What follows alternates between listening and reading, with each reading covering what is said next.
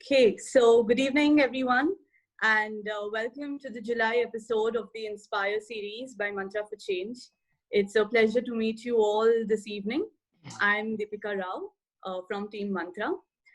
As the name suggests, the purpose of this series is to bring forth one-of-a-kind stories of individuals and their extraordinary contributions to society, facing challenges, losing sleep, thinking non-stop about what can be done, what more can be done, is very characteristic of these change makers. While we, of course, applaud the work their interventions do, sometimes all we need is to hear their personal stories that shape them and their organizations that are now committed to endless service for society. So on that note, I welcome all of you to the episode 5 of the Inspire webinar series. And we're calling this episode Unparalleled Alliance, and you'll know more about that in just a bit. A note to all the participants who are joining us, all of the attendees, we are streaming this webinar live on Facebook. You can access this link in the chat box on your screens. During the course of the webinar, if you have any questions at all for the panelists, you can add them to the Q&A tab as well. So this evening, we are joined by an amazing duo, the best of two very, very different worlds. They came together a few years ago to form, a lasting partnership with each other, conceiving project potential in the process.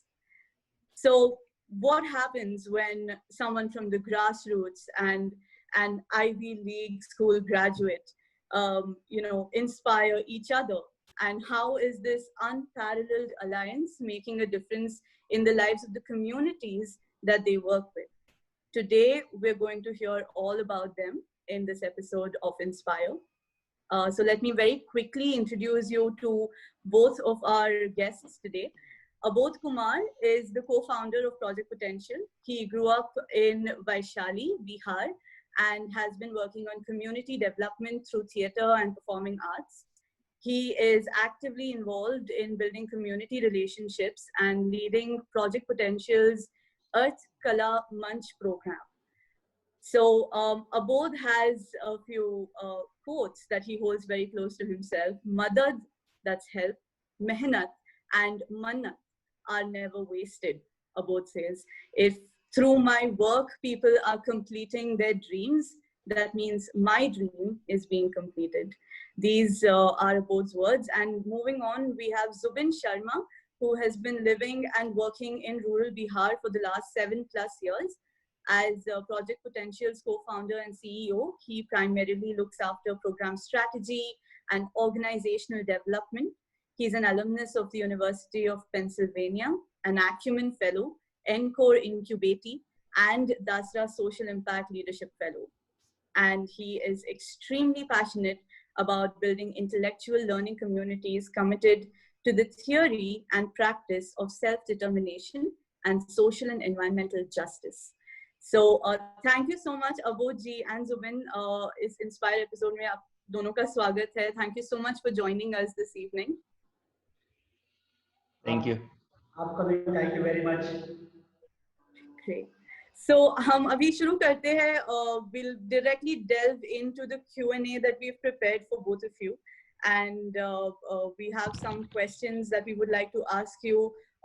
Mainly about how your partnership really came to be and how this partnership is right now making wonders, is doing wonders in Bihar itself. So, but first of all, we'd like to get to know each of you a little better. And Abodh ji, हम आपसे शुरू करते हैं. अपने बारे में आप थोड़ा बताइए और ये भी हम जानना चाहेंगे कि आपको कब एहसास हुआ कि आप थिएटर में काम करना चाहते हैं और इस लाइन में काम करना चाहते हैं. जी तो जैसा कि आपने इंट्रोडक्शन में मेरे इंट्रोडक्शन में बताया कि मेरा जन्म वैशाली जिला में हुआ और जब मैं 7 साल का था फिर वहाँ से मैं कहीं और हमारे पूरे फैमिली के साथ शिफ्ट हुआ अर्निंग के पर्पज से, और वो जिला बिहार का ही अलग जिला है जिसका नाम गड़िया है, और हम लोग मेरी पढ़ाई लिखाई वहीं से हुई और वहीं काम करते करते अपने पापा के साथ दुकान पे काम करते करते पढ़ाई भी चालू था और बाकी चीज़ भी चल रहे थे। लेकिन जो एक बात थी कि जो आपने कहा कि थिएटर, अगर मेरे मेरे जीवन के आगे बढ़ पहली सीढ़ी थिएटर से ही शुरू होती है। वहीं से अगर कहेंगे कि एक सीढ़ी की पहला कदम थिएटर पे मैं रखा पाऊँ और फिर अलग-अलग दुनिया के अलग-अलग परिदृश्य और समाज कम्युनिटी की अलग-अलग सोच और दिशाएँ दिखनी शुरू हुई। तो ये इसका पूरा श्रेय मैं मेरे अंदर में थिएटर का कीड़ा कहाँ से आया ये मैं अभी भी ढूँढ रहा हूँ, पता नहीं कहाँ से आया। लेकिन लेकिन अगर कहें कि अ, जब किसी को एक्टिंग या थिएटर करते हुए देखता था तो बहुत मजा आता।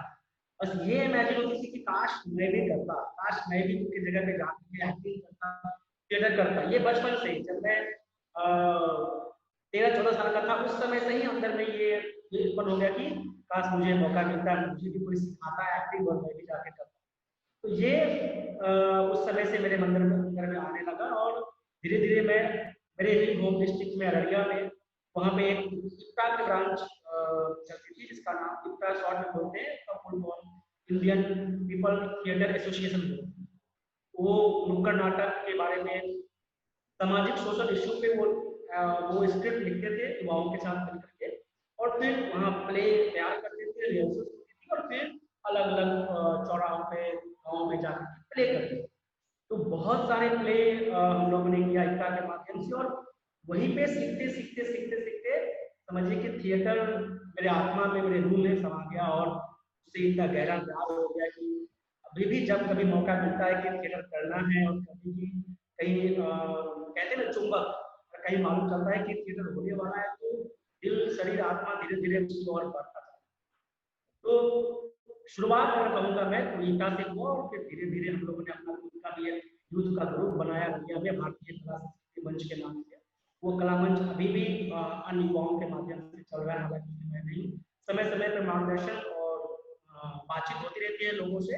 लेकिन हाँ हम लोगों ने वो भी तैयार किया और जैसे जैसे आगे बढ़ता गया जिस भी प्लेटफॉर्म पे रहा वहाँ पे अपने थिएटर का प्रयोग करते हुए सीखने सिखाने का माहौल बनाता गया।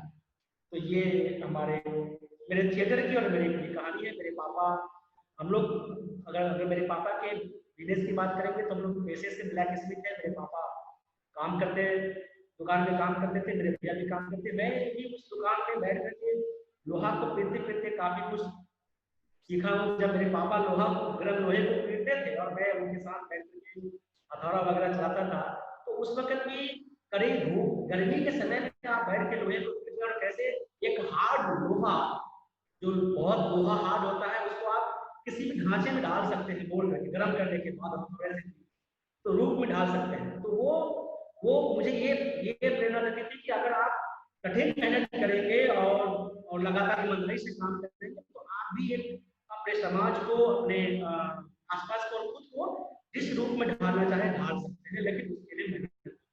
ये सब प्रेरणा वहां से मिलते मिलते और फिर थिएटर की दुनिया में आने के बाद जब कम्युनिटी से रूबरू हुआ तो वो दर्शन हुआ कि किस तरीके से हमें आगे बढ़ना है, क्या मुझे करना है। पहले रियलाइज मुझे थिएटर करते करते।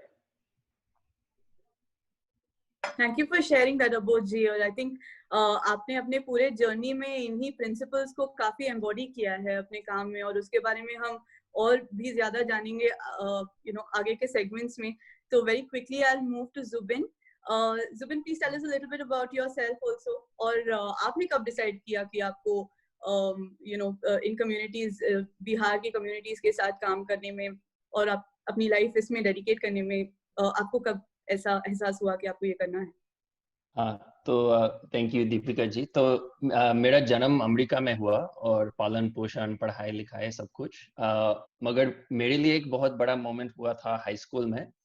तो एक आदमी मेरे या एक युवा कह सकते हैं मेरे हाई स्कूल में आए थे और उन्होंने एक कहानी बताई थी कि कैसे उन्होंने साइकिल यात्रा करते हुए और साइकिल चलाते हुए फंड रेजिंग किया है और एक कम्युनिटी जहां उन्होंने कुछ समय बिताया था वहां पे उन्होंने एक स्कूल खड़ा किया था। तो उस समय में मैं 16 साल का था और वो शायद 22-23 साल के थे। तो मुझे लगा कि अगर इतने यंग आदमी इतना कुछ कर सकते तो मतलब मैं भी करना चाहूंगा, मैं भी कोशिश करना चाहूंगा, मैं क्यों नहीं कर सकता हूँ। तो उसके बाद क्योंकि मेरे पिताजी इंडिया से हैं, तो मेरी दादी जी का एक स्कूल था लखनऊ में, छोटा सा स्कूल। तो फिर उसके बाद मैंने उस स्कूल के लिए काम करना शुरू कर दिया। तो अपने हाई स्कूल में एक टीम मैंने बना लिया और उसके बाद हम लोगों ने कुछ फंड रेजिंग शुरू कर दिया। उसके बाद उस स्कूल में जा करके हम लोगों ने वॉलंटियर वर्क भी किया। तो उसी समय में मेरा एक विश्वास बढ़ गया था कि अगर हम एक विजन के साथ निकलते हैं और एक टीम भी है साथ में, तो बहुत सारा बदलाव लाया जा सकता है। हम लोगों ने समथिंग $10,000 के आसपास फंड रेज किया था और उस स्कूल को काफी कंप्यूटर, एक नया हॉल भी बन गया था और स्कॉलरशिप भी प्रदान कर पाया और कुछ नया मटेरियल वगैरह। तो उसके बाद मगर एक और फीलिंग थी, क्योंकि मैं देख रहा था कि अगर मैं इंडिया में काम करना चाहता हूँ तो मुझे इंडिया के बारे में और सीखना पड़ेगा। तो इंडिया के बारे में सीखते सीखते मैंने देखा कि इंडिया तो बहुत बड़ा देश है और इंडिया में लगभग 70% लोग ग्रामीण इलाके में रह रहे थे। तो मुझे लगा और वहाँ पे ज्यादा गरीबी होती है या अलग अलग तरह की प्रॉब्लम होती है। तो मुझे लगा कि अगर मैं इंडिया में काम करूंगा तो मैं ऐसे इलाकों में काम करना चाहूंगा जहाँ उतना काम किसी कारण से नहीं हो पा रहा है। तो उसके बाद बिहार में एक प्रोजेक्ट चल रहा था, उसका नाम था हस्क पावर सिस्टम्स करके, एक्चुअली एक संस्था है। तो उनके साथ वेस्ट चंपारण डिस्ट्रिक्ट में जा करके मैंने एक इंटर्नशिप किया था और वहाँ पे लगभग 2 महीने के लिए मैं रहा। मगर हाँ, वहाँ जाने से पहले एक चीज मैंने महसूस किया कि मेरे जितना फैमिली के लोग थे या फिर इंडिया के जो भी दोस्त लोग थे, सब लोगों ने कहा कि यहाँ बिहार मत जाइए, किडनैपिंग हो जाएगा, मर्डर हो जाएगा वगैरह वगैरह। तो मगर वहाँ जाने के बाद बहुत अच्छा अनुभव हुआ और बहुत मतलब कम्युनिटी के लोगों के साथ एक गहरा रिश्ता बन गया था। और उसके साथ एक और चीज थी कि मेरे मन में था कि मैं जा करके बहुत बदलाव लाऊंगा 2 महीने के अंदर, कॉलेज स्टूडेंट होके। मगर वहां जाने के बाद मैंने देखा कि मैं ज्यादा कुछ नहीं कर पाया। वहाँ काफी चैलेंजेस थी और हाँ मतलब मैं उन चैलेंजेस को सामना करने के लिए मैं उतना तैयार नहीं था। मगर उसी समय में बिहार से एक प्यार हो गया था और मैंने महसूस किया कि बिहार में और काम करने की जरूरत है। और ये जो कहानी जो फैली हुई है या जो लोग बोलते हैं बिहार के बारे में, वो मेरे अनुभव में सच नहीं था। तो मैं उस कहानी को भी बदलना चाह रहा था कम्युनिटीज के साथ रह करके। तो उसके 2 साल के बाद मेरे कॉलेज के अंतिम साल में मैंने एक इंटर्नशिप किया था प्रथम के साथ, और उस बार किशनगंज जिला में, और अबोध जी वहीं पे काम कर रहे थे। तो उसी समय में मुलाकात हुई और बाकी कहानी तो पता नहीं इसको हिंदी में कैसे कहेंगे, but the rest is history. Amazing. Thank you so much. Very important thing that you said also, Zubin, ki कैसा एक image, preconceived image build हुआ था, and how you were able to come out of that when you also visited Bihar and you saw what it was in all of its beauty. So that experience would have been quite overwhelming, isn't it? Yeah, definitely.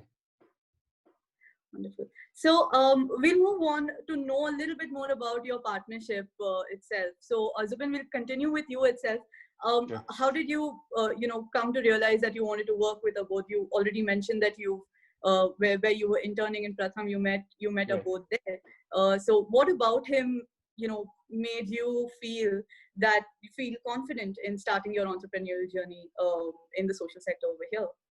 हाँ, तो उस समय में actually मुझे तो एक project चल रहा था और वहाँ पे 5-6 ऑफिसेस थे। तो एक्चुअली मुझे किसी और ऑफिस में काम करना था, मगर शायद मुझे देख के वहाँ के जो ऑफिस इंचार्ज थे, शायद उन्होंने सोचा कि नहीं मतलब मुझसे नहीं हो पाएगा इस आदमी को संभालना।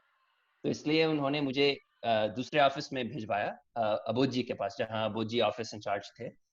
तो वहाँ पे जाने के बाद रात का समय था और थोड़ा इंट्रोडक्शन चल रहा था।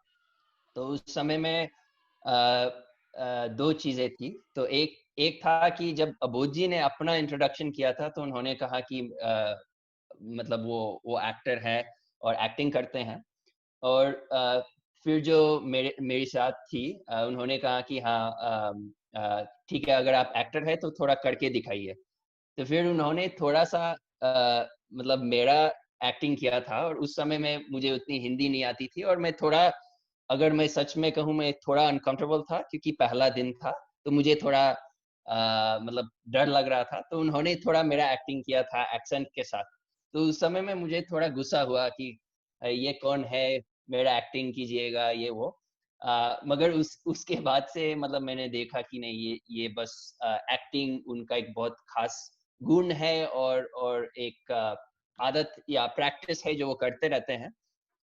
और उसके बाद मुझे लगता है कि कोई ऐसा मोमेंट नहीं रहा जिसमें हम लोगों ने कम्युनिटी के बारे में बात नहीं किया हो। मतलब हर वक्त प्रथम का काम तो चल ही रहा था और अच्छे से चल रहा था, मगर हर वक्त क्या ये किया जा सकता है, क्या वो किया जा सकता है। मेरे 2-3 आइडियाज थे, उनके 2-3 आइडियाज थे। तो हर वक्त हम लोग जाते थे कम्युनिटी के पास, कभी किसी के घर में चाय पीने के लिए, नाश्ता खाने के लिए, कभी मीटिंग करने के लिए। कभी मेरे 2-3 आइडियाज थे जो बिल्कुल फेल हो गए थे, मगर फिर भी हमेशा एक एक मतलब कभी इस पे प्रश्न नहीं था कि नहीं ये काम करना चाहिए या नहीं करना चाहिए, या नहीं हम तो थके हुए हैं, आज हम तो बैठ के बस कुछ और करेंगे। नहीं, हमेशा एक कभी उसकी बात ही नहीं उठी कि नहीं मतलब नहीं जाना है या नहीं करना है। तो काफी मतलब कि वही हमेशा मुझे लगता है कि उस समय में हम लोग शायद 14-15 घंटे के लिए काम करते थे और पता भी नहीं चलता था, क्योंकि इतना मजा आ रहा था, इतनी लर्निंग्स हो रही थी।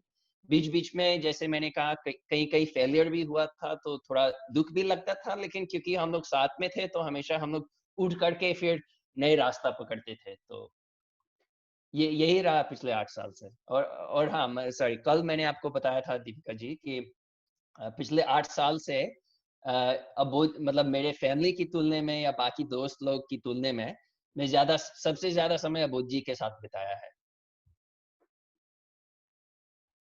जी, मुझे याद है आपने ये बोला था। एंड आई थिंक ये भी सुनने में आया कल कि बिहार में गांव में कम्युनिटी के अंदर ऐसा माना जाता है कि अबोजी और आपकी शादी हुई है। सो हम इसको लेके अभी अबोजी के पास चलते हैं। अबोजी, आप बताइए कि ये ऐसा एक रिश्ता आपने अपने को-फाउंडर के साथ कैसे बनाया? यू नो आप जुबिन जी से मिले थे प्रथम में ही, और आप तब क्या कर रहे थे वहां पे, और इनके साथ काम करना आपने क्यों पसंद किया? जी, आवाज आ रही है? हाँ, आ रही है। जी। तो आने की शुरुआत जैसे कि जुबिन जी ने बताया कि जब वो आए, और जब जब मुझे मालूम चला, मैं पहले ये किशनगंज जिले की ही बात है जहाँ पे मैं पहले से काम कर रहा था। प्रथम का एक प्रोग्राम वहाँ पे चल रहा था, क्लस्टर लर्निंग सेंटर, और उसी क्लस्टर लर्निंग सेंटर में मैं एज ए सेंटर इंचार्ज वहाँ काम भी कर रहा था, और कम्युनिटी में स्कूल में जाकर के बच्चों के साथ भी लर्निंग एक्टिविटीज कर रहा था, नए आइडियाज के लिए कुछ कुछ काम कर रहा था। तो जब मुझे मालूम चला कि कोई बाहर से व्यक्ति आने वाले हैं, वो हमारे साथ रह करके, वो अमेरिका के रहने वाले हैं, पहले ये मालूम चला, और वो यहाँ आकर के हमारे साथ मिलकर कमेटी में काम करेंगे। तो ये सब सुनने के साथ मैं बहुत एक्साइटेड हो गया। भाई अब आ रहे हैं तो मैंने पहली बात थी कि वो आएंगे, उनसे दो फायदे निश्चित होंगे, कुछ होना हो।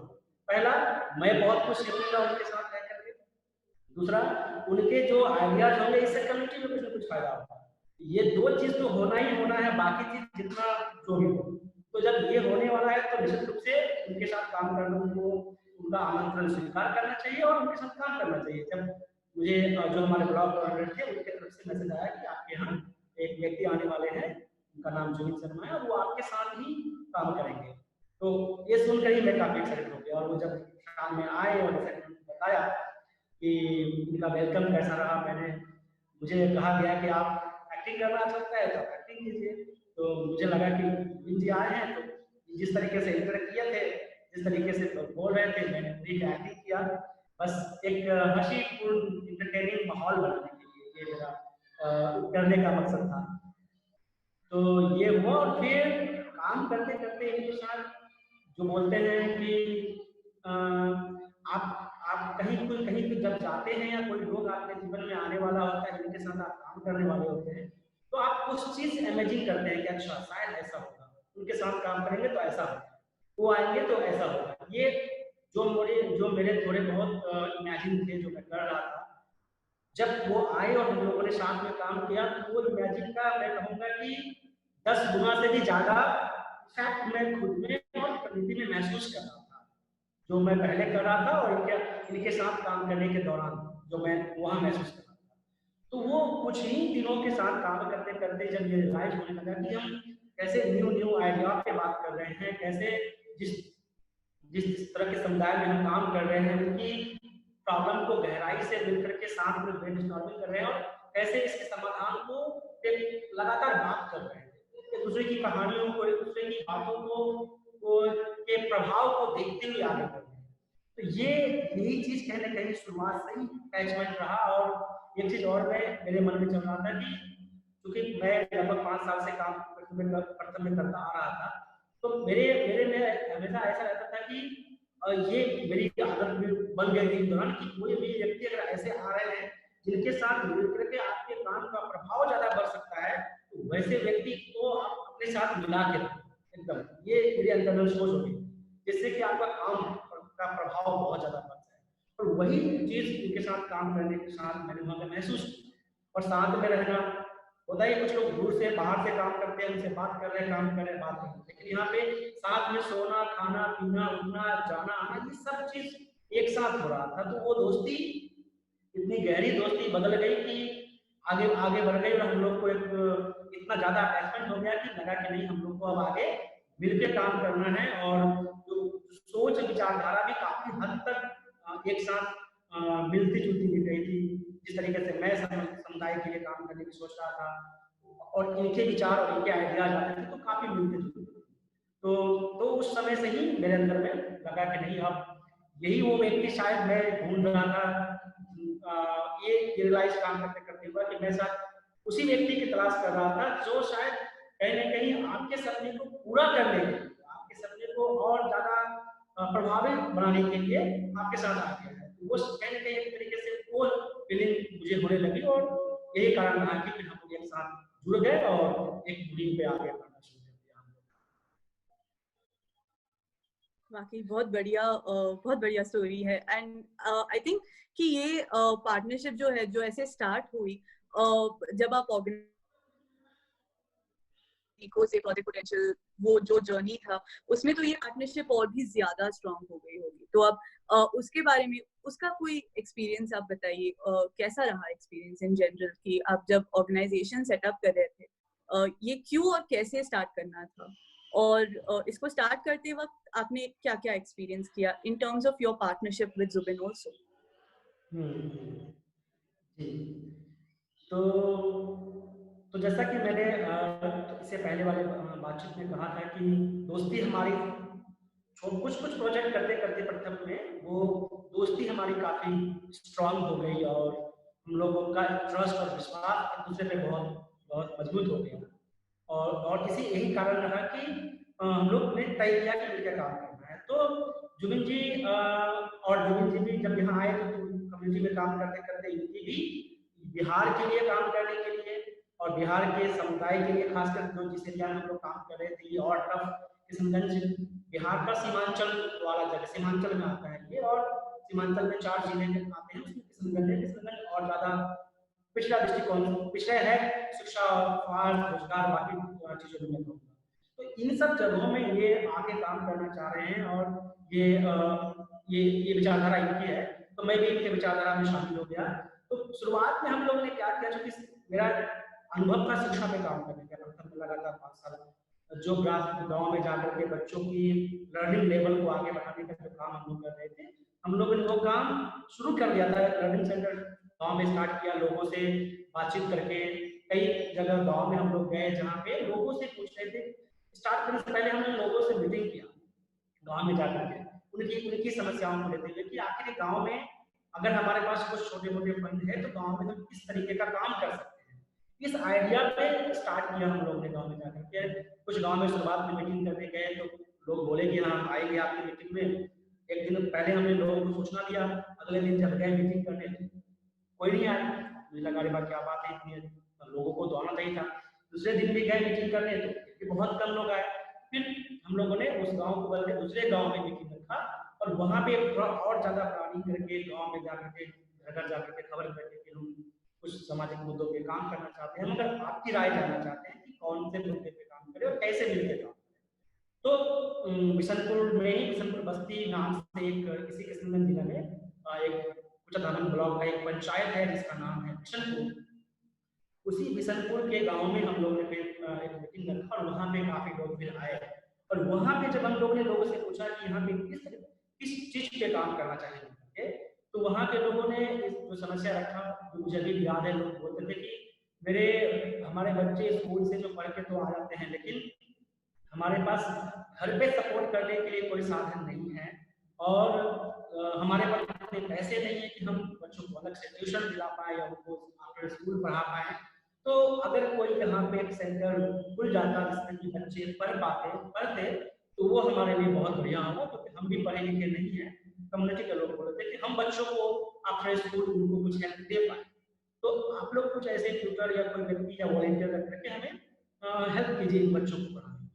तो कम्युनिटी के लोग ने ये डिमांड रखी, ये मांग रखी कि ऐसा कोई सेंटर इस गाँव में खुलना चाहिए। और हमने जब वहाँ कहा कि अच्छा तो कम्युनिटी से और कौन से वॉलंटियर हो सकते हैं जो बच्चों को पढ़ाने में हेल्प करें, तो वहाँ पे कुछ लोकल लड़के लड़कियां थी, वो भी तैयार हो गए कि हाँ हम भी, अगर आप हमें सहयोग करेंगे तो हम आपके साथ मिलकर बच्चों को पढ़ाने में सहयोग करेंगे। तो फिर वो वॉलंटियर भी तैयार हो गए। फिर हम लोगों ने उनके साथ मिलकर, अब सवाल था कि सेंटर कहाँ बनेगा, जगह कहाँ होगी जहाँ पे बच्चे आकर के पढ़ेंगे, ये कैसा जगह होगा। तो फिर वहीं उन लोगों से बात करते करते किसी एक व्यक्ति ने वहाँ पे एक जगह दिखाया कि जाकर जब मीटिंग जहाँ हो रहा था उसी के 200 मीटर बगल में एक जगह थी। बोला कि यहाँ पे मैं जगह दे सकता हूँ, यहाँ पे आप एक झोपड़ी टाइप का बना लीजिए और यहाँ के जो आसपास के बच्चे हैं आप यहीं पे बच्चों को पढ़ाएं। तो हम लोग ने जगह देखा तो जगह तो काफी बढ़िया था। हम लोग वहाँ के लिए एग्री हो गए कि हाँ यहीं पे एक झोपड़ी बनाएंगे और छोटा सा सीखो के नाम से एक लर्निंग सेंटर वहाँ पे स्टार्ट करेंगे, ये हम लोगों ने तय किया। लेकिन अगले ही दिन मालूम चला कि जो जमीन जो हमें वो देने वाले थे, वहाँ उनके एक बड़े भाई थे और उन्होंने मना कर दिया, बोला कि नहीं ये जमीन हमारे 2 भाई के नाम से है, तो एक भाई भले दे दिया तो क्या, हमको अभी जमीन का काम है तो हम यहाँ पे आपको बनाने नहीं देंगे। एक भाई एग्री हो गए, एक भाई डिसएग्री हो गए। तो अब फिर गांव के लोग बोलने लगे, गांव के लोग ही फिर आगे बोले अच्छा ये नहीं दे रहा तो छोड़िए, हम लोग कहीं और जमीन ढूंढेंगे, कहीं और ढूंढेंगे। और फिर ढूंढते ढूंढते एक तामुश आलम नाम के एक व्यक्ति थे, उनका नाम अभी भी हम याद है, जिन्होंने वही हमारे पास आए। कैसे कैसे उनको मालूम चला कि हम लोग जमीन ढूंढ रहे हैं सेंटर बनाने के लिए उसी गांव के, तो वही हमारे पास आए किसी के सहयोग से, जो हमको जान रहे थे उनके सहयोग से हमारे पास आए कि हमारे पास कुछ जमीन है, आप यहाँ पे देख लीजिए अगर आप बना सकते हैं। फिर हम लोग उस जमीन पे गए, जगह लोकेशन मुझे हम लोग को अच्छा लगा, और फिर वहाँ पे एक मीटिंग करके हम लोगों ने एक पेपर तैयार किया कि वो जमीन हम लोग को सेंटर बनाने के लिए चाहिए। और वो जमीन एक तरीके से लीज पे हम लोगों को उन्होंने दे दिया, 10 साल तक आप इस जमीन को इस्तेमाल कीजिए, यहाँ पे जो भी आप बनाएंगे इसके ऊपर या घर जो भी बनाना है बना करके आप इस्तेमाल कीजिए। तो उस तरीके से हमने वहाँ पे शुरू किया और एक कुछ 2 दिन रूम कंस्ट्रक्ट किया और वहाँ पे बच्चों को पढ़ाना सीखो के नाम से हम लोगों ने वॉलंटियर के माध्यम से, वॉलंटियर को हम लोग ट्रेनिंग सिखा रहे थे, उनको कंप्यूटर उनको बेसिक इंग्लिश और कंप्यूटर की नॉलेज दे रहे थे जो हमारे पास का जो अनुभव था, और वो सीख करके बच्चों को पढ़ा रहे थे। और वो जो मेथड हम लोग शुरुआत में कमाल ही यूज कर रहे थे, जो प्रथम का यूज किया हुआ मेथड था कमाल मेथड, जो जिससे नॉन टीचर बच्चों को कैसे पढ़ा करके आगे बढ़ा सकते हैं, उसी के मध्यम से हम लोग बच्चों को आगे पढ़ाना हम लोगों ने शुरू किया। और सीखो से ही स्टार्ट हुआ शिक्षा पे काम करते आगे 1 साल से 1.5 साल हम लोगों ने सीखो पे काम किया। कुछ दिनों के बाद जब हम लोगों ने कम्युनिटी में और ज्यादा काम किया, तब ये रियलाइज हुआ कि ये काम करते करते कि सिर्फ शिक्षा पे काम अगर करते रहे तो बहुत टाइम लगेगा हॉलिस्टिक बदलाव लाने एक समुदाय में, एक कम्युनिटी में।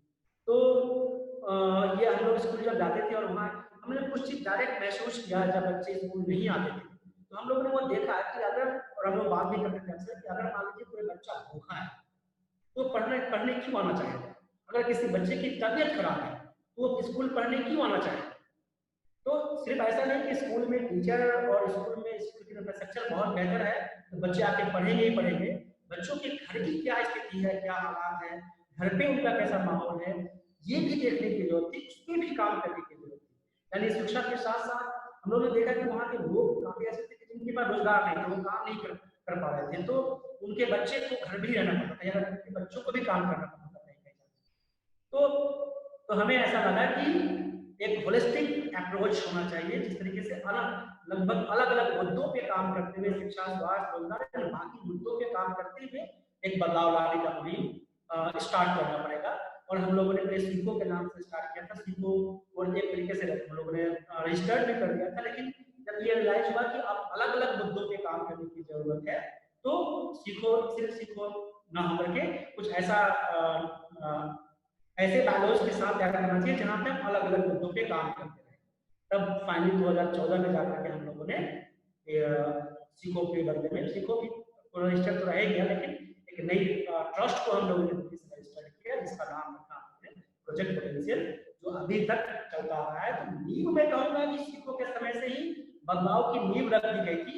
समय समय पे रियलाइज होता गया कि कैसे खुद को बदलना है, कैसे काम को बदलना है, तो वो बदलते गए और आगे जाकर के सीखो से हम लोग बदल गए प्रोजेक्ट पोटेंशियल में। और प्रोजेक्ट पोटेंशियल बनने के बाद भी अभी हम लोग बहुत सीखते हैं, बहुत फेल होते हैं काम गाँव में काम करते करते रियलाइज होता है कि नहीं ऐसा कर रहे थे तो ये तो फेल हो गया, चलिए फिर से प्रयास करते हैं, फिर से प्रयास करते हैं। तो ये प्रयास करते करते करते अभी 2012 से 20 आ गया, 8 साल का समय अभी पहले बीत चुका है। हम लोग कई ऐसे बदलाव पे हम लोग ने काम किया जहाँ पे हम लोग सफल भी हुए हैं, कई जगह पे विफल भी हुए हैं, लेकिन मिल करके सीख रहे हैं और सीखते हुए आगे बढ़ रहे हैं। जी बिल्कुल, एंड थैंक यू इतना इलैबोरेटली वो समझाने के लिए कि ये पूरा जर्नी कैसा रहा है अभी तक। जुबिन, आपका क्या ख्याल है, मतलब आपने ये सब कैसे स्टार्ट किया? What was your experience while setting up the organization? And आप कल ये भी बोल रहे थे कि एक सफल पार्टनरशिप होने के लिए क्या जरूरी होता है, तो how did that manifest in your experience of setting up Project Potential itself? So actually कल मैं कुछ हाई स्कूल स्टूडेंट से बात कर रहा था, और जो अमेरिका के हैं, और एक स्टूडेंट ने मुझसे पूछा कि क्या आपका कोई मकसद या कोई गोल था कि आप बिहार जाकर के प्रोजेक्ट पोटेंशियल शुरू करेंगे? मैंने कहा कि नहीं, बिल्कुल ऐसा कोई भी गोल नहीं था। मतलब मैं वहाँ गया था थोड़ा ग्रामीण कम्युनिटीज के अलग अलग मुद्दों या इश्यूज को समझने के लिए, समस्याओं को समझने के लिए। और वहाँ मतलब बस 2-3 आइडियाज थे छोटे छोटे प्रोजेक्ट्स करने के लिए, लेकिन मेरा अनुमान था कि मैं जाऊंगा, क्योंकि मेरा कॉलेज उस टाइम में चल रहा था, तो मुझे लगा कि मैं जाऊंगा, 4-5 महीने के लिए रहूंगा और फिर उसके बाद मैं मतलब चले जाऊंगा। मगर वहां जाने के बाद, अबोजी से मिलने के बाद और कुछ चीजों को समझने के बाद, ठीक है, मुझे लगा कि अभी अगर हम इस प्रोजेक्ट पे काम नहीं करेंगे, जो बोजी ने कहा कि हम बस कुछ गांव के लोगों को एक साथ बुलाया और उन लोगों से पूछा कि आप लोग क्या करना चाहते हैं। इतनी सिंपल सी बात है, मगर ये बहुत कम होता है, ठीक है। अगर कोई आर्थिक रूप से गरीब है या फिर अगर किसी तरह से पीड़ित है, तो जनरली कोई उनसे पूछता नहीं है कि आप चाहते क्या है ना। बस बताया जाता है या सिचुएशन के हिसाब से उनको ढलना पड़ता है, मगर कोई आके पूछता नहीं है कि आप क्या चाहते हैं। तो मुझे लगा कि हम कैसे यहाँ पे रह करके संस्था का काम करें, मगर बिना लोगों से पूछते हुए कि आप क्या चाहते हैं। और मैं अपने एक्सपीरियंस पे भी रिफ्लेक्ट कर रहा था कि अमेरिका में मुझे बहुत अवसर या मौके दिए जाते थे कि हाँ, आप अपना आइडिया बताइए कि आप गरीबी को कैसे मिटाएंगे इंडिया में या किसी अन्य देश में, और इसके लिए हम आपको 1 करोड़ रुपया देंगे या ऐसा कुछ। तो मुझे लगा कि मैं तो इंडिया, मतलब ऐसे भी लोग थे जो कभी इंडिया गए नहीं, शायद कभी जाएंगे भी नहीं। तो मुझे लगा कि जो कम्युनिटी में है, इवन उसका 1/10 का अपॉर्चुनिटी नहीं है कि अगर आपके पास कोई आइडिया है तो आप पिच करके आपको थोड़ा सा फंडिंग मिल सकता है या थोड़ा कुछ सपोर्ट मिल सकता है। तो मुझे लगा कि वो आइडिया जो इतनी सिंपल है, वो बहुत महत्वपूर्ण है कि कम्युनिटी से पूछना कि आप क्या चाहते हैं। और आई थिंक हमारे पार्टनरशिप में ये एक बहुत अच्छी खासियत है कि भले मेरा जन्म अमेरिका में हुआ, अबोजी तो ग्रामीण बिहार से हैं और हमारे टीम में लगभग 90% लोग ग्रामीण बिहार से हैं। तो जो बातचीत जो होती है टीम के अंदर, वो ग्रामीण बिहार के हिसाब से होता है, क्योंकि लगभग लोग ग्रामीण बिहार से हैं, राइट। तो ये मुझे काफी महत्वपूर्ण लगा। जहां तक बस मेरा एक और मानना है कि अगर हम सोशल सेक्टर को देखें तो इंडिया में लगभग 6000 प्लस ब्लॉक है, ठीक है, प्रखंड। अगर देखें तो एवरेज पॉपुलेशन एक ब्लॉक में 2 लाख से ऊपर होता है, ठीक है। अमेरिका में मैंने ये देखा है कि यहाँ पे डिस्ट्रिक्ट के बदले में काउंटीज होते हैं और एक काउंटी का एवरेज पॉपुलेशन लगभग 1 लाख के आसपास का होता है, मगर हर एक काउंटी में आपको एक कम्युनिटी बेस्ड संस्था मिलेगी और ऐसे फाउंडेशंस भी जो सिर्फ उसी काउंटी के लिए फंड देते हैं या किसी 2-3 काउंटी के लिए। तो मेरा मानना है कि हर एक इंडिया के कम से कम हर एक ब्लॉक में एक कम्युनिटी बेस्ड ऑर्गेनाइजेशन होना चाहिए, जिसका काम ये नहीं है कि नहीं हम तो एजुकेशन की संस्था है या हम तो हेल्थ की संस्था है, नहीं, उनका काम है कम्युनिटी के साथ रहना और जो भी इश्यू है उस पे काम करने की कोशिश करना। और फिर उसके बाद एक और प्रकार की संस्था की जरूरत है, जैसे मंत्रा फॉर चेंज, जिसके पास किसी एक सेक्टर में बहुत गहरी ज्ञान है, नॉलेज है, जो इन संस्थाओं को उन इश्यूज पे काम करने के लिए सपोर्ट कर सके। तो मैंने देखा कि जिस इलाके में हम लोग काम कर रहे हैं, इसी तरह का कोई ऐसा कम्युनिटी बेस्ड ऑर्गेनाइजेशन है नहीं, जबकि उसी की जरूरत है कि लोगों का ख्याल रखते हुए, उनको समझते हुए, उनको एक मंच देना। तो इसलिए मतलब मुझे लगा कि उसकी एक नीड थी। और दूसरा वही कि मतलब युवाओं को तैयार करके उनके माध्यम से गांव का होलिस्टिक बदलाव लाना, उसकी भी नीड मुझे लग रही थी, क्योंकि मैं देख रहा था कि इतने सारे फेलोशिप्स है अर्बन यूथ के लिए, जहां अर्बन यूथ मतलब कि गरीबी या फिर किसी इश्यू को हटाने के लिए काम करते हैं, मगर ग्रामीण यूथ जो ग्रामीण इलाके में रहने वाले हैं, उनके लिए ऐसा कोई फेलोशिप नहीं था उस समय में। तो हमको लगा कि उसकी बहुत नीड है। जहां तक पार्टनरशिप को सफल बनाने की बात है, तो आई थिंक शुरुआत में मैं इसके बारे में ज्यादा सोचता नहीं था, क्योंकि बस हो रहा था। और जब प्रॉब्लम नहीं हो रही है तो कभी कभी उसके बारे में सोचते भी नहीं है। कभी जब प्रॉब्लम होती है तब सोचने लगते हैं कि नहीं, कोई प्रॉब्लम है या फिर इसको एड्रेस करना है, कुछ करना है।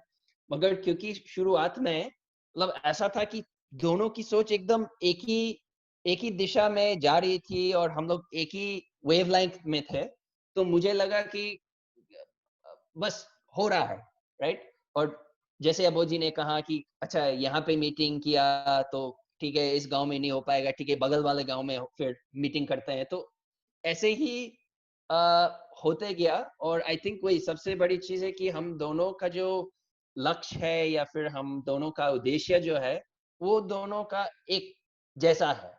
और इसका कोई न न कि आप किस देश के नागरिक है या फिर आप किस धर्म के हैं, किस जाति के हैं, किस ये के हैं, किस वो के हैं, उससे कोई जुड़ाव नहीं है। बस दोनों की एक तरह की सोच है और इसलिए पार्टनरशिप सफल हुआ है और हो रहा है। वंडरफुल, और आगे और सफल होता जाए, that's our hope.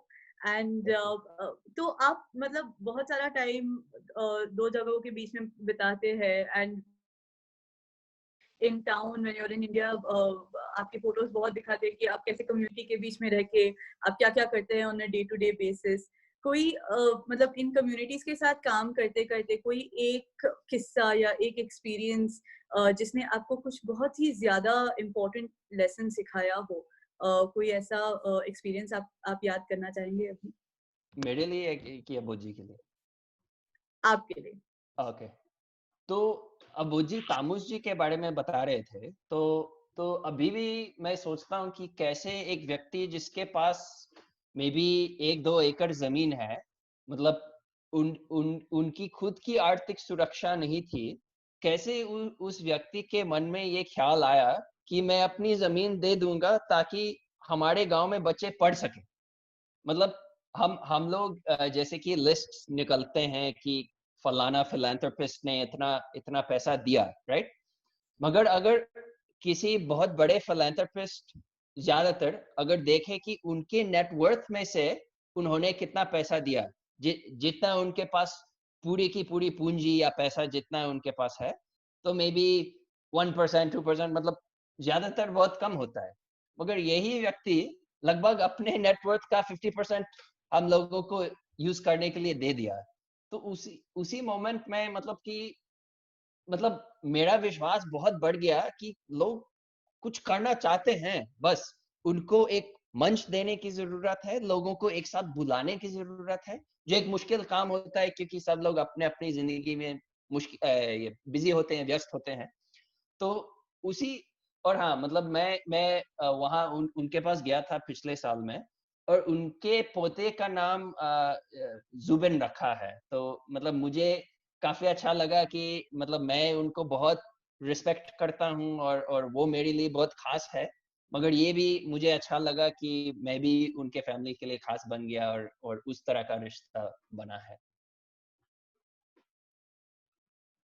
I think that's the magic of working of being with the communities also, and I think जिसने भी communities के साथ communities के बीच में रह के काम किया हो, I think उन सब के पास एक ऐसा story तो definitely होगा which हाँ, बस you know they could इसमें hold. एक चीज Yeah, और जोड़ सकता हूँ 2 सेकंड के please, लिए। please. तो आजकल होता क्या है ना कि संस्था बढ़ती है, तो फिर जो पहले मैं मान लीजिए कि हर रोज मैं बिहार में रहता था और कम्युनिटी जाता था, अभी उतना नहीं हो पाता है जितना पहले होता था। और इससे थोड़ा दुख होता है क्योंकि उस चीज में मुझे मजा आता है, और वही एक कनेक्शन का फीलिंग होता है, मगर टीम की नीड्स और भी है जिस पे मुझे काम करने की जरूरत है। मगर मैं निश्चित रूप से यही कहूंगा कि अगर ये अनुभव नहीं होता लगभग 3-4 साल के लिए, मतलब कि ज्यादातर कम्युनिटी के बीच में रहना, फील्ड जाना, कम्युनिटी से मिलना, तब मैं ये काम शायद सस्टेन नहीं कर पाता। मतलब मैं और उतना मजा भी नहीं आता, और शायद इफेक्टिवनेस भी कम हो जाता है, क्योंकि इवन कि अगर मैं अबोजी से पूछ रहा होता कि हाँ क्या हो रहा है, क्या करे, मैं अपने दिमाग में कल्पना नहीं कर पाता या कनेक्ट नहीं कर पाता कि जो वो बोल रहे हैं, मतलब मेरे दिमाग में कोई चित्र नहीं बनता। राइट? तो आई थिंक ये अनुभव कोई भी, आजकल बहुत संस्थाएं मतलब कि सिटी में शुरू होती है जो गांव में काम करते हैं, और मे बी उसका उतना कनेक्शन नहीं है। आई थिंक ये चीज नहीं होना चाहिए। मतलब बहुत बहुत ही महत्वपूर्ण है कि कम्युनिटी के बीच में जाके रहना, जो जो अलग अलग त्योहार जो है लोगों के साथ मनाना, लोगों के घर में जा करके खाना खाना, घूमना फिरना, ये वो बहुत महत्वपूर्ण है। I know, I completely agree with that. मैंने एक quote सुना था बहुत पहले कि कोई भी अगर कम्युनिटी के साथ काम करते हैं तो उनसे पूछा जाता है कि तुमने कितने चूल्हों पे बैठ के खाना खाया है, एंड दैट कि तुम अगर चूल्हे तक पहुंच गए हो तो इसका मतलब है कि तुम कम्युनिटी के दिल के अंदर पहुंच गए हो। So and that's a very important thing, and I think it's remarkable कि आपने वो बहुत ही ज्यादा, बहुत ही बड़े एक्सटेंट तक अचीव किया है। अबोजी, हम आपसे सुनते हैं। अभी आप तो मतलब आपने अपनी पूरी लाइफ कम्युनिटी के बीच में बिताया हुआ है, एंड अब आप उनके साथ काम कर रहे हैं। आपने कोई ऐसा एक्सपीरियंस, मतलब कोई एक ऐसा एक्सपीरियंस जो आप शेयर करना चाहे जिसने आपको बहुत ही महत्वपूर्ण लेसन सिखाया हो? जी, बहुत है। ऐसे अनुभव के बारे में अगर बताना चाहूँगा तो बहुत है, लेकिन उसमें से कुछ एक दो मैं एक दो ही बताऊँगा कि जैसे यहाँ पे अभी हम लोगों ने जिस जगह पे हमारा एक कैंपस बन रहा है अर्थशाला, हम लोगों ने 3-4 ऐसे अलग अलग यूनिक तरीके के काम किए हैं गाँव को और बेहतर समझने के लिए पूरी टीम के साथ। हम लोगों ने एक पद यात्रा किया, एक पदयात्रा वो 105 किलोमीटर का पैदल पदयात्रा, अलग अलग जिसमें कि जुबिन जी भी थे और हमारे अन्य कुछ साथी भी थे, बिना पैसे का, बिना मोबाइल का, मतलब हमारे पास कुछ भी साधन नहीं था। ठीक है? और एक एक एक किलोमीटर 105 किलोमीटर हम लोग गाँव गाँव घूम रहे थे। मोबाइल भी नहीं है, एक भी पैसे नहीं है, और बस कुछ कपड़े हैं जिसको लेकर के जाना है। और उद्देश्य ये था गांव को समझने के लिए, गांव के लोगों की लोग किस तरीके से सहयोग करते हैं, उस चीज को समझने के लिए, गांव के कल्चर को और समझने के लिए। तो क्योंकि यहाँ पे आप ये भी देखेंगे ना कि हर 10 किलोमीटर के बाद थोड़ी अलग भाषा थोड़ी बदल जाती है, कुछ नया मिक्स हो जाता है, वहाँ का थोड़ा रहन सहन भी थोड़ा बदल जाता है, घर के भी बनावट थोड़े बदल जाते हैं। अगर जिला चेंज करेंगे तो वहाँ भी कुछ ना कुछ बदलाव मिलेगा। तो जितना ज़्यादा से ज़्यादा कम्युनिटी में आप जा करके देख पाए, सीख पाए, समझ पाए, उतना बेहतर होता है। तो उसी मकसद से हमने एक प्राचीन पद यात्रा शुरू की 105 किलोमीटर पर जी। और उसमें हम लोग 7 लोग थे, तो उसमें 2 महिला थी और हम लोग 5 जेंट्स थे, और सब लोगों ने चलना शुरू किया। उद्देश्य था, कहीं अगर सवाल है कि भूख लगेगी तो कहाँ खाएंगे, तो किसी न किसी के घर में उनके लिए कुछ काम करेंगे। उनके घर का, या तो घर का अगर कुछ फर्नीचर का काम करना है, लकड़ी फाड़ना है तो वो करेंगे, या फिर उनका खेत में कुछ काम है तो वो करेंगे। कुछ ना कुछ काम करेंगे जिससे कि लोग हमें कुछ पैसे देंगे और उसी से हम लोग खाएंगे। ये उद्देश्य लेकर के, क्योंकि कुछ और संसाधन हमारे पास नहीं था, हम लोगों ने चलना शुरू किया और ये यात्रा हमने 5 दिन तक लगातार किया।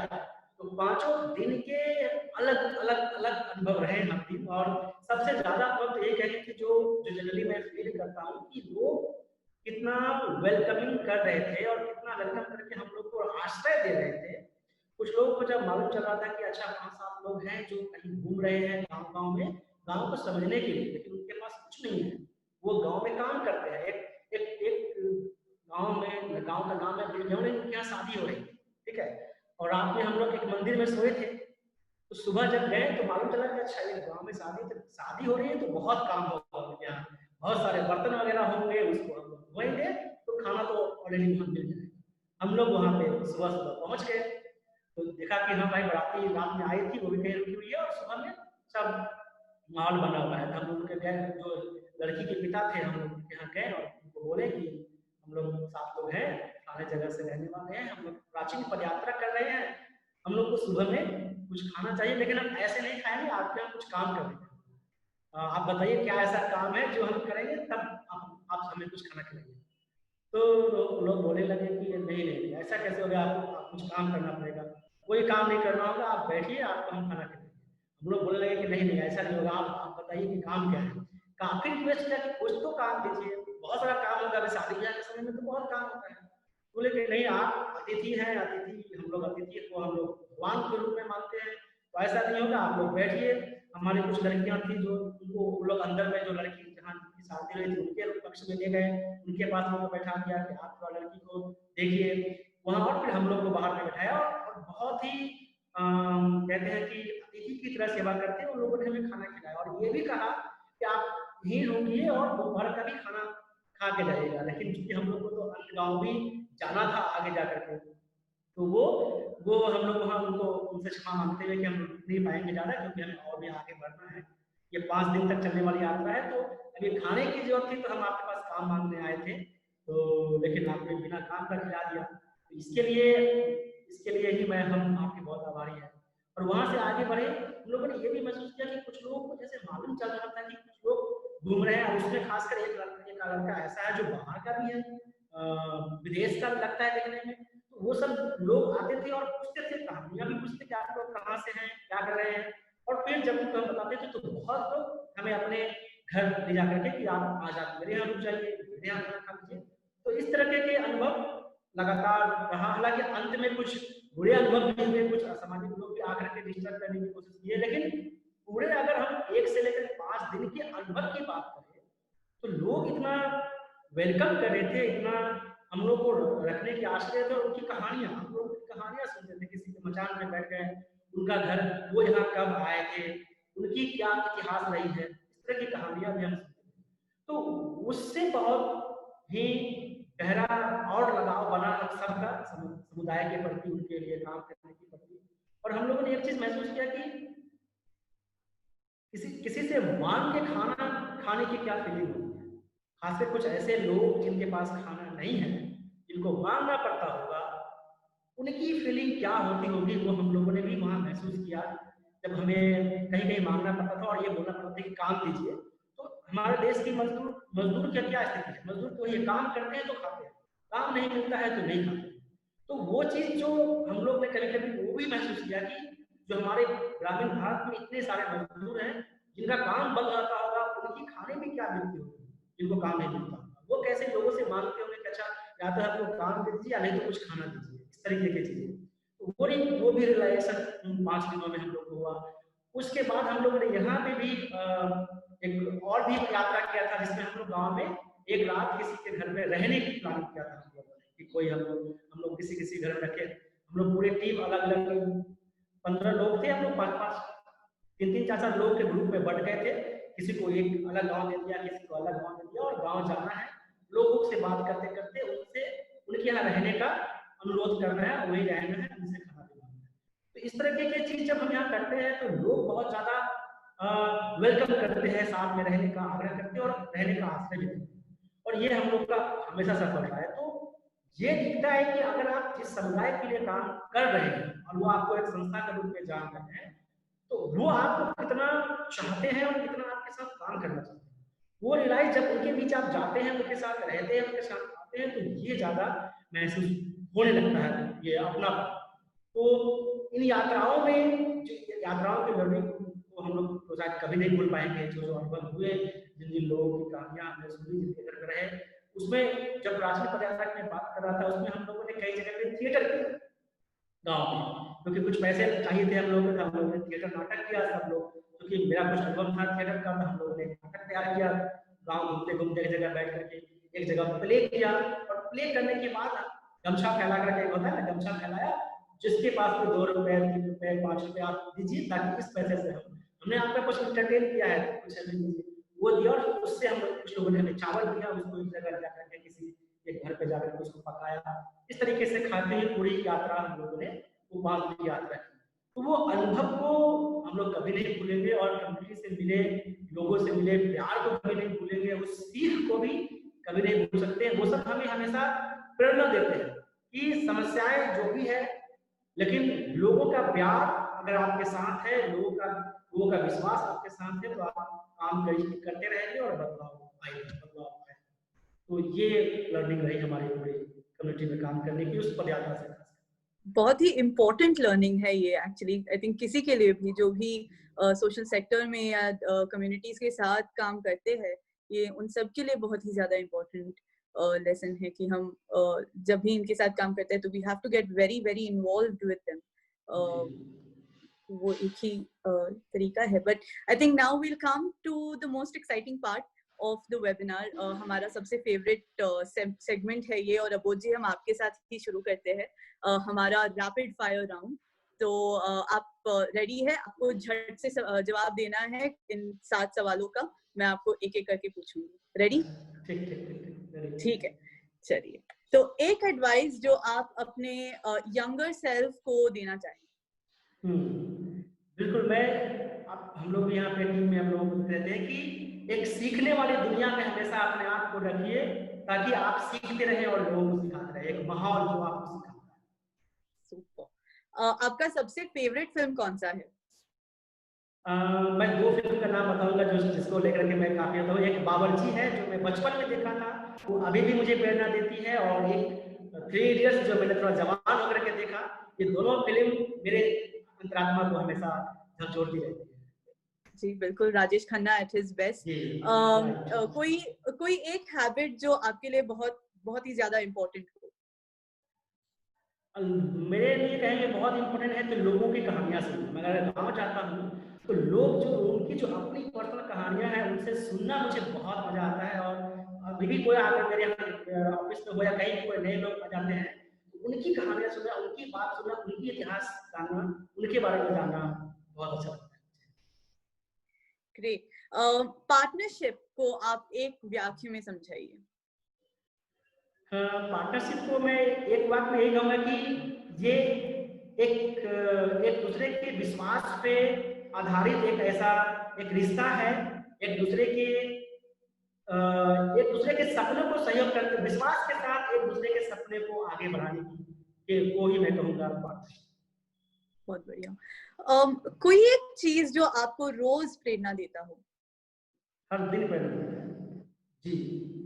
अगर हर दिन प्रेरणा मेरे लिए है कि मैं अगर किसी भी दिन ऐसा हो कि मैं कम्युनिटी के गांव में गया हूँ, लोगों से मिला हूँ, लोगों के साथ काम किया हूँ, ये मेरे लिए बहुत प्रेरणादायक होती है। और ये अंदर से आत्मा आती है कि आज मैंने कुछ किया, कुछ सीखा। ये दोनों फीलिंग वहां जाकर के ये महसूस होती है। एक वैल्यू जो आपके लिए बहुत ही महत्वपूर्ण है। मैं कहूँगा कि एम्पैथी एंड काइंडनेस ये ऐसी वैल्यू है जो आप अगर अपने अंदर बनाए हुए हैं, लोगों के समझना, उनको एम्पैथी देना और उनकी भावना को समझना, ये मेरे लिए बहुत महत्वपूर्ण लगता है, काइंडनेस और एम्पैथी। जब आप फ्री है तब वो कौन सी एक्टिविटी आप करते हैं जो आपको बहुत खुशी देती है? अभी के समय में जो चूंकि बाहर जाना थोड़ा मुश्किल है, तो ज़्यादातर अभी रहते हैं यहाँ पे, तो अब मैं पिछले कुछ 2 सालों से मैं ज़्यादा महसूस कर रहा हूँ कि मैं जब खाली समय रहता हूँ तो कुछ ऐसे ऐतिहासिक वीडियो बहुत देख रहा हूँ आजकल, इसमें भारत का इतिहास है, अन्य देशों का इतिहास है, कैसे इसकी नींव रखी, कैसे देश बनी, और अलग अलग लोगों की सोच।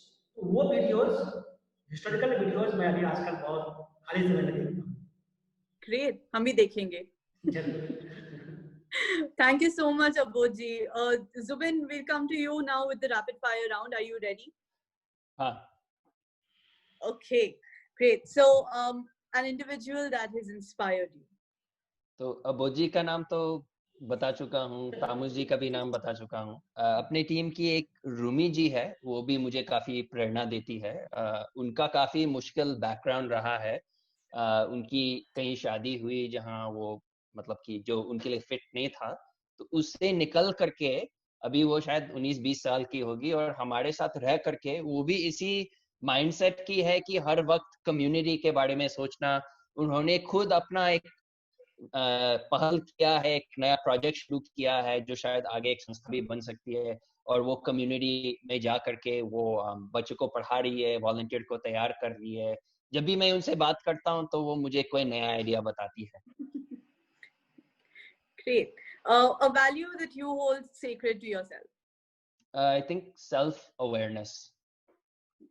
An act of kindness towards you, you would never forget. हाँ, तो इस साल मैं 30 साल का हो गया, तो एक्चुअली अपने जन्मदिन की पार्टी के लिए मैं कुछ दोस्तों को बिहार में बुलाया था।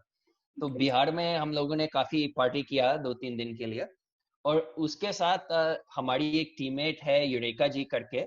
तो यूरेका जी ने एक वीडियो बनाया और बनवाया सबसे, जिसमें कम्युनिटी के लोग, हमारे टीम के लोग और मेरे दोस्त और परिवार के लोग जो दुनिया में अलग अलग जगह में भरे हुए हैं, उन्होंने एक वीडियो बनवाया। और फिर उसके बाद मतलब मुझे कोई आइडिया नहीं था, और सबके सामने उन्होंने वो वीडियो दिखाया। कम्युनिटी के लोग थे, मेरे दोस्त लोग जो बाहर से आए थे वो भी थे, तो वो मेरे लिए बहुत ही स्पेशल मोमेंट था।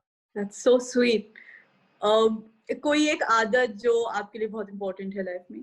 ये आदत के लिए मेरे लिए बहुत बड़ी चीज होती है। तो आज तो नहीं हो पाया, लेकिन जनरली मैं उठता हूँ, फिर मैं कॉफी बनाता हूँ, मैं नाश्ता बनाता हूँ सबके लिए। उसके बाद मैं मेडिटेशन उसके बाद मैं अपना जो बगीचा है, सब्जी बगीचा, मैं उसको पानी देता हूँ और उसका ख्याल रखता हूँ, देखता हूँ कि कोई टमाटर आया कि नहीं। उसके बाद मैं मेडिटेशन करता हूँ, फिर मैं जर्नलिंग करता हूँ और फिर अपना काम शुरू करता हूँ। तो ये चीज मतलब मुझे एक दिशा देता है, लगता है कि ठीक है, अब मैं काम करने के लिए तैयार हूँ, जो भी चैलेंज होगी मेरा दिमाग अभी तैयार है। वंडरफुल। कोई एक एडवाइस जो आप अपने यंगर सेल्फ को देना चाहें?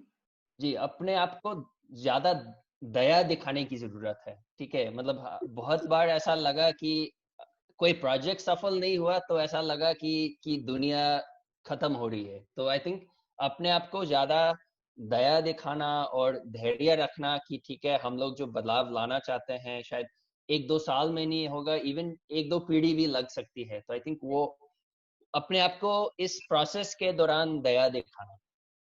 Wonderful thought. What's your go-to winding down activity? तो आजकल हाँ, तो जैसे सुबह का रूटीन है उसके बाद शाम में भी काम खत्म होने के बाद मैं एक्सरसाइज करता हूँ, मैं दौड़ने जाता हूँ।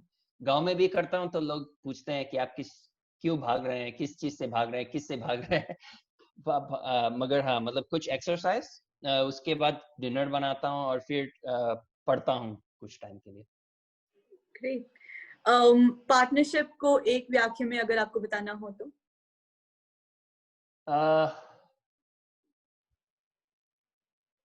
I think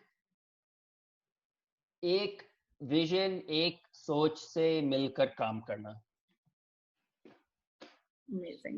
Thank you, Zubin and Abodji, rapid fire round में participate करने के लिए. You guys did amazing. Thank you so much.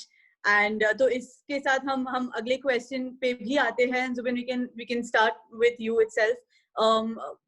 You know, a lot of people who are watching this on Zoom, on Facebook, बहुत सारे young change makers हैं. जो social action में आना चाहते हैं, जो कुछ अपना जर्नी इसमें स्टार्ट करना चाहते हैं, इन लोगों से आप क्या कहना चाहेंगे? What is that message that you would like to give to these people?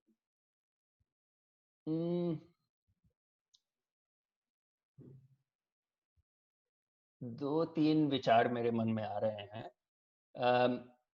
एक है कि सोशल चेंज लाने के अनेक रास्ते हैं, और मुझे लगता है कि आजकल संस्था शुरू करने के लिए बहुत लोग पागल हो गए हैं और संस्थाएं बहुत बन रही है। तो एक प्रकार से ये अच्छा है, क्योंकि इसका मतलब है कि लोग में जोश है, जज्बा है। मगर दूसरे तरफ से मुझे लगता है कि जैसे मान लीजिए कि अगर मैं कोई संस्था शुरू करता और अबोजी कोई संस्था शुरू करते, तो फिर ये पार्टनरशिप नहीं होता, और ये जो मिलके जो सोच जो बनती वो नहीं हो पाती। तो मुझे लगता है कि हमें सोशल सेक्टर में ज्यादा नए या जवान लोगों को अलग अलग रास्ते देने की जरूरत है, जहां में भी वो एक संस्था के अंदर रह करके एंटरप्रेन्योरशिप कर सके, या फिर मतलब पता नहीं, इसका आइडिया नहीं है, बट मुझे लगता है कि संस्था, क्योंकि जब संस्था शुरू करता है ना, वो एक, हालांकि मैं एक पापा नहीं हूँ, मगर वो एक बच्चे को जन्म देने की तरह है। तो मुझे लगता है कि कभी कभी हम श्योर नहीं है कि अभी शुरू करें, क्योंकि मुझे लगता है कि और बहुत रास्ते होते हैं चेंज लाने के लिए, जहां आप क्रिएटिव हो करके या ऑटोनॉमी के साथ भी हो करके आप काम कर सकते हैं।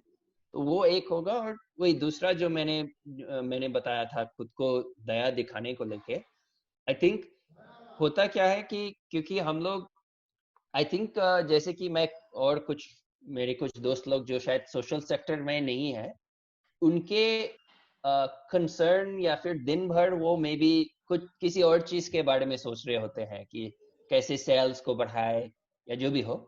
मगर हमारे काम में मतलब लगभग सुबह से शाम तक हम सोच रहे हैं कि आज किसी के पास खाना नहीं है, या किसी के घर में फ्लड आई है, या फिर कि कोई बच्चा है जो स्कूल जाता था, अब मतलब कि किसी उनके फैमिली में किसी की डेथ हो गई और अब वो स्कूल नहीं जा पाएगा। तो इसी तरह के दुख दर्द वाली स्थिति को देख करके मतलब कि लगता है कि बदलाव बहुत जल्दी लाना है, क्योंकि ये नहीं चल सकता है, ये ठीक नहीं है। मगर उसके कारण भी प्रेशर बहुत बढ़ता है, क्योंकि सोच रहे हैं कि जल्दी कुछ करना है, कुछ करना है, कुछ करना है, मगर बदलाव लाना भी बहुत मुश्किल है। किशनगंज में जो जिन प्रॉब्लम्स को हम लोग देख रहे हैं, मेरे ख्याल से अभी तक किसी ने उन प्रॉब्लम्स को उस जगह में सॉल्व नहीं किया, कभी नहीं, राइट? ये प्रॉब्लम्स तो पीढ़ियों से हैं।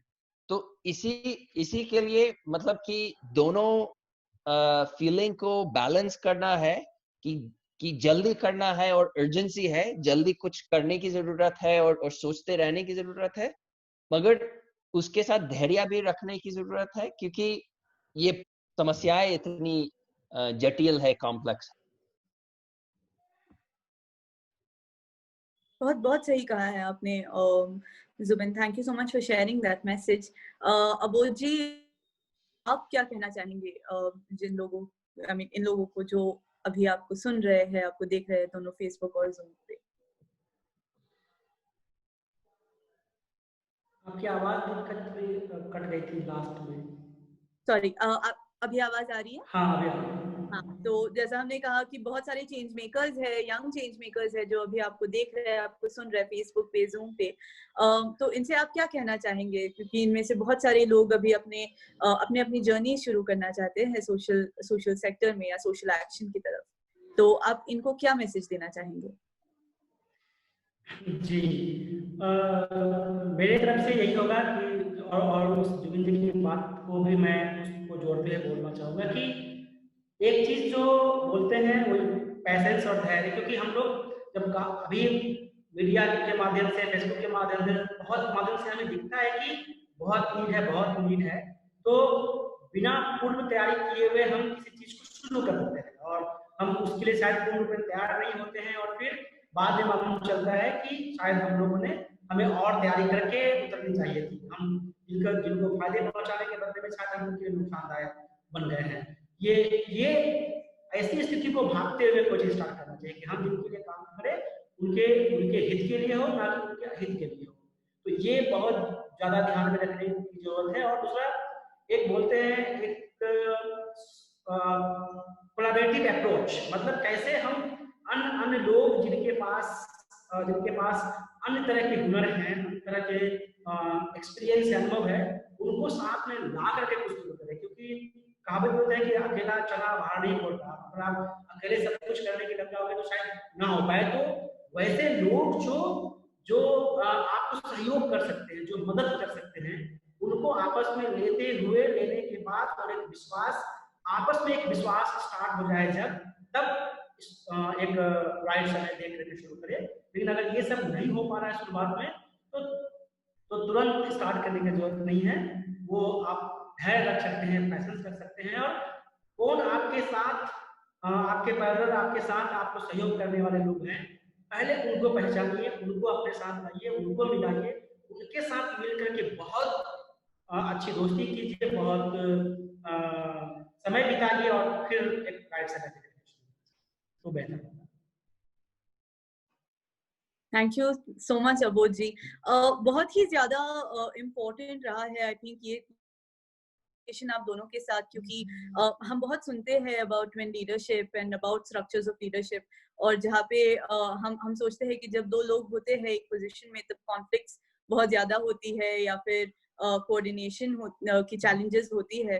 लेकिन आई थिंक आप दोनों को आज सुन के बहुत बहुत अच्छा लगा है एक तरफ से, क्योंकि as I said even in the beginning and as even Zubin has mentioned कि बहुत ही अलग वर्ल्ड से आप दोनों एक साथ आए हैं, बहुत अलग, बहुत डिफरेंट वर्ल्ड्स में आप पले बड़े हैं, आपने अपनी लाइफ बिताई है, और फिर आप जब दोनों एक साथ ऐसे आए हैं एक ऐसे प्लेटफॉर्म पे to create something like project potential and to also to envision something like community transformation, I think बहुत ही ज्यादा important है लोगों को जानना कि ये story क्या है, and how did this partnership really happen and how did it come to life.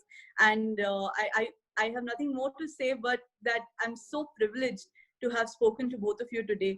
और आपकी ये पार्टनरशिप की जो स्टोरी है ये सुनने में इतना मजा आया है over the past few days also, that it's marvelous that we had the two of you join us today for this episode of Inspire. And on that note, I wanted to thank you both so much for joining us, and I also wanted to thank both all of our attendees right now, both on Zoom, on Facebook, who are watching this episode of Inspire Live. Thank you so much for joining us. Thank you so much for watching. If you want to get in touch with either Zubin or Abodh, you want to know more about Project Potential, please write to us. We shall connect you with the team there. And thank you so much once again for joining us this evening on Inspire. Please stay tuned for the next episode of Inspire that will be coming up on August 6th. Please stay tuned for more updates on that. Like our page on Facebook. And thank you so much again for joining us this evening. Thank you, Zubin. Thank you, Abodh. Thank you. Thank you. Thank you very much, Deepika ji.